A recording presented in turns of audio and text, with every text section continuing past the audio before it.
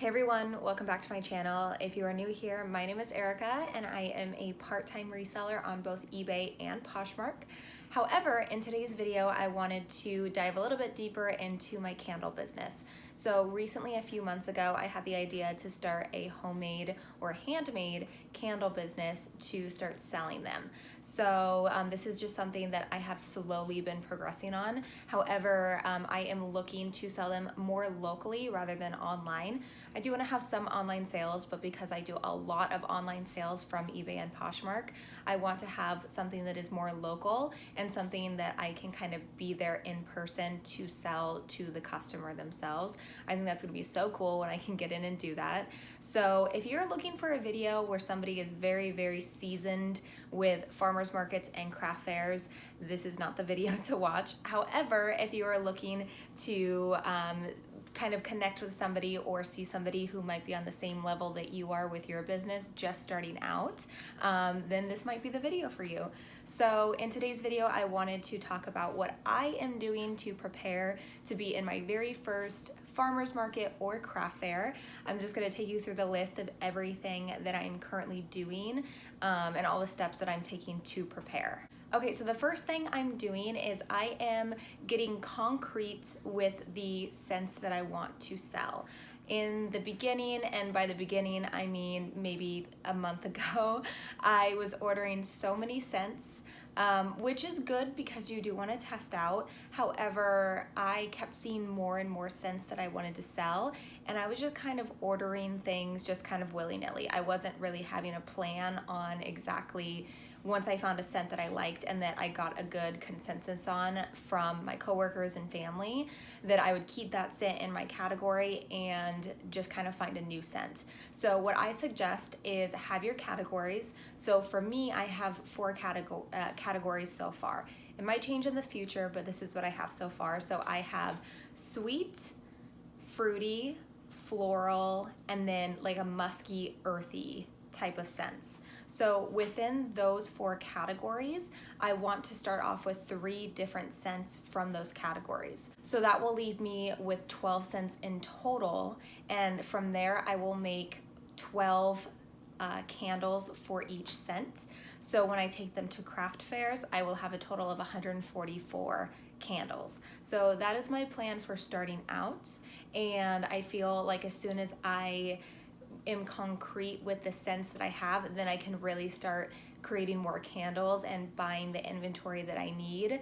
That's not just gonna get wasted with just testing a candle and seeing if I like it, because let's be honest, that's the most fun part of the entire thing, is trying out new scents. It's the best part of it all. I also really wanted to settle on a jar, which I did, and I'm very happy about it. I'm actually gonna show you it now. So they're these matte black jars with a wood lid.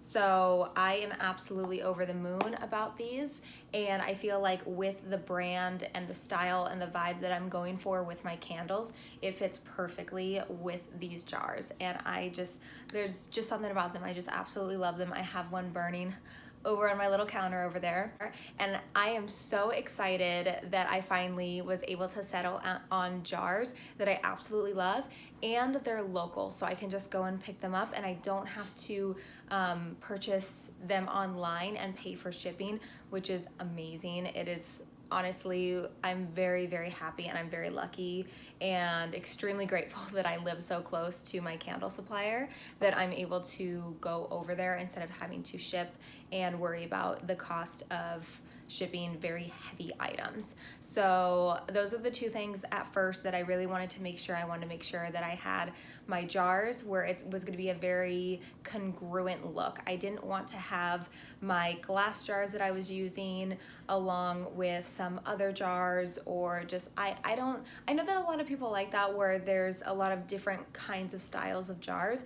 I just want all mine to look exactly the same, and there are different sizes of these as well. So this is the biggest size. This is 13.5 ounces. They also have a 10-ounce jar and a 6-ounce jar. So I'm probably gonna go with the 10-ounce and the 13.5 ounce jars, and that way they will look very congruent with each other, and I just love the look of them, and I'm very happy that I chose these jars. The next thing that I'm doing is working on my logo design and what want my brand to be. So my company name is called Memory Box Candles, and within that I kind of created a little quote, a little saying that is a scent for every memory, and that's really what I want to bring out in my candles. So a lot of my candles are actually going to be named after memories from my own life and scents that remind me of really good times, or just things in general from when I was growing up, or specific things that will trigger a memory for me. And that is honestly what I want to bring to everybody. I love the feeling of nostalgia. It is one of the most beautiful things in the entire world, and I really hope that within my candles I'm able to bring that out for everybody else.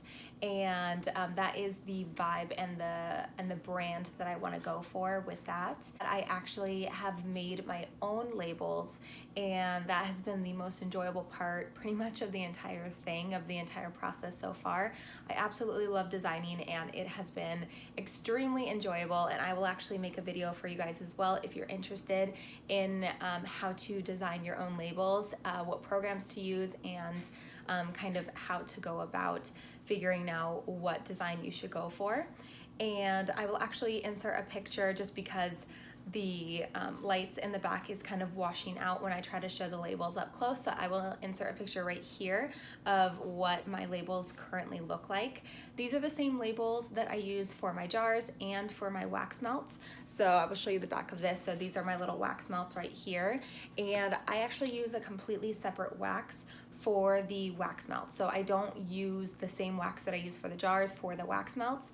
It is a specific tart wax for those melts. The next thing that I'm really focusing on is building up my Instagram account, and I also want to create an Etsy account too. I know that a lot of people will create websites. However, in the very beginning, I don't necessarily have the money to spend monthly on, let's say, a Shopify account for $30 a month to be able to keep my account active in order to have my website up. I'm sure there are other websites that are cheaper than that. I haven't necessarily looked into it, but I know that Etsy would probably be the least expensive option to get started with, just to have my candles up.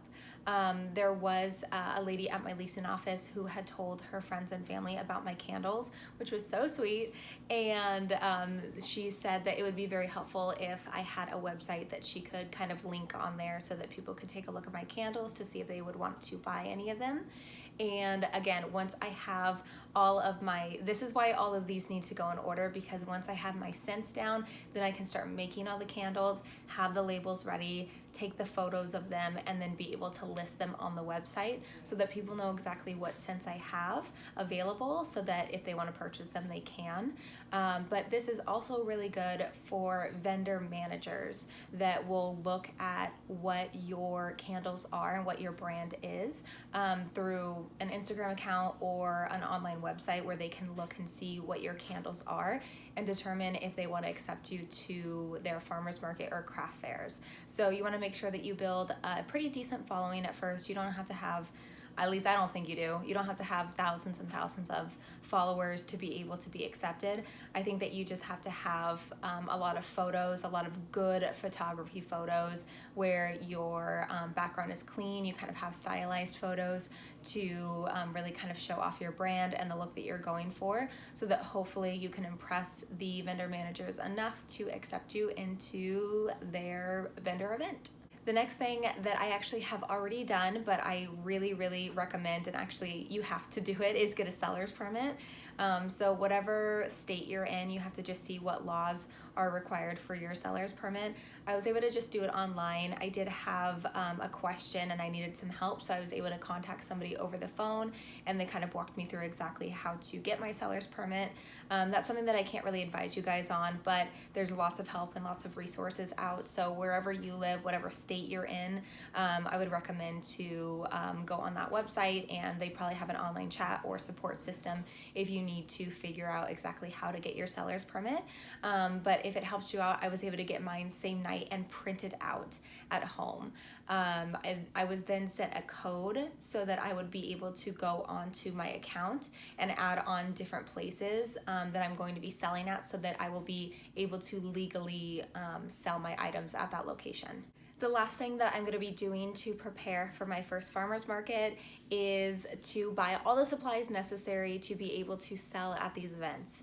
So you're going to need a tent, tablecloths, you're going to need a cash box or somewhere to put some extra money for when people give you cash.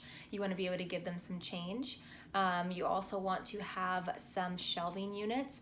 You don't want to have your items completely flat on the table. When people are walking by, they're not going to be able to see what items that you have. So if you have them up on a shelf or up on a little like tiered stand, they'll be able to be better recognized and better seen from people.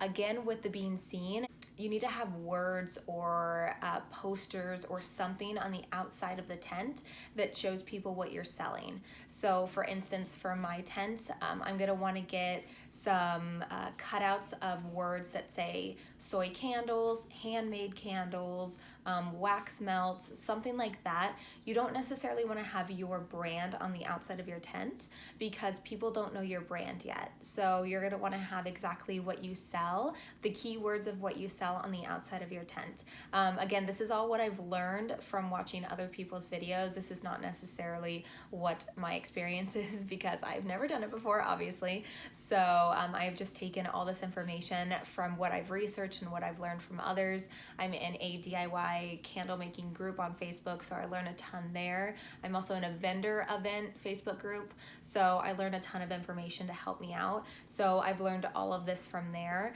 I've also learned that you can get some table risers so that it's leveled with the viewing of the person, so they don't have to bend over too much to look at what you have. It kind of raises it up so that they don't have to reach down too far to see what you have. I've also learned that you should have tablecloths that reach all the way to the bottom so that it can hide if you're keeping all of your extra inventory at the bottom underneath. And you also want to have a way that they can pay without using cash. So I was actually able to get this PayPal here, which is a little card reader. So it's a swipe and a chip reader. So they're able to swipe their card or insert it for the chip, and that will be able to go directly to your phone and to PayPal so that they can pay you. You can also charge taxes on there as well. So that's really good because when it comes to any type of selling, you do want to collect taxes. It's really going to help you out just so that you don't have to turn people away because you can't take their card. Another thing that I really want to do is be able to get a banner that says my business on it. So I want to be able to hang that right at the front table. I have looked online at a few places on how to get custom banners, and I feel like it's around $50 to $100 depending on how big you want to get. So these are all things to invest in being able to have the best display table. I think that just from looking online, looking on Pinterest and Google, really nice and pretty and inviting table setups really make all the difference. If you have something where everything's just kind of tossed on the table, nobody's really going to feel invited to come and see what you have. So it's really important to keep everything open and inviting and organized and something that people are going to want to walk up to. I hope this video was helpful to you guys on anybody else who is just starting out on their candle business as well. And if you guys have any other questions, comments, what you're looking to do, if you guys want to send me your Instagram accounts or your websites on what your candle business looks like, I would love to see it. But anyways, I hope you guys are having a really good day, and I will see you in my next video. Bye guys.